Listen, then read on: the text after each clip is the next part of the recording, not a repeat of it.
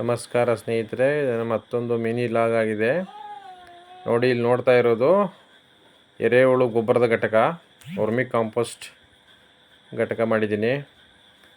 ಈ vermi compost ಘಟಕದಲ್ಲಿ ಗೊಬ್ಬರ 3 ತಿಂಗಳಿಗೆಲ್ಲ ರೆಡಿ ಆಗುತ್ತೆ.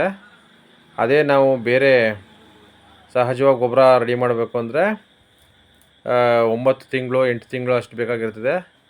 ಮತ್ತು ಈ ಎರೆಹುಳು ಘಟಕದಲ್ಲಿ ಆಗುವಂಥ ಗೊಬ್ಬರ ತುಂಬ ಉತ್ಕೃಷ್ಟವಾದ ಗೊಬ್ಬರ ತಯಾರಾಗುತ್ತೆ ನೋಡಿ. ಎರೆಹುಳುಗಳು ನೋಡಿ ಎಷ್ಟು ಚೆನ್ನಾಗಿದೆ. ಈ ಎರೆಹುಳು ಗೊಬ್ಬರನ ನಾವು ಭೂಮಿಗೆ ಹಾಕೋದ್ರಿಂದ ಭೂಮಿನಲ್ಲೂ ಕೂಡ ಎರೆಹುಳುಗಳ ಸಂಖ್ಯೆ ಜಾಸ್ತಿಯಾಗಿ ಭೂಮಿ ಫಲವತ್ತತೆ ಹೆಚ್ಚಾಗುತ್ತೆ. ಬೆಳೆಗಳು ಬಹಳ ಚೆನ್ನಾಗಿ ಬೆಳೆಯೋದಕ್ಕೆ ಅನುಕೂಲ ಆಗುತ್ತೆ.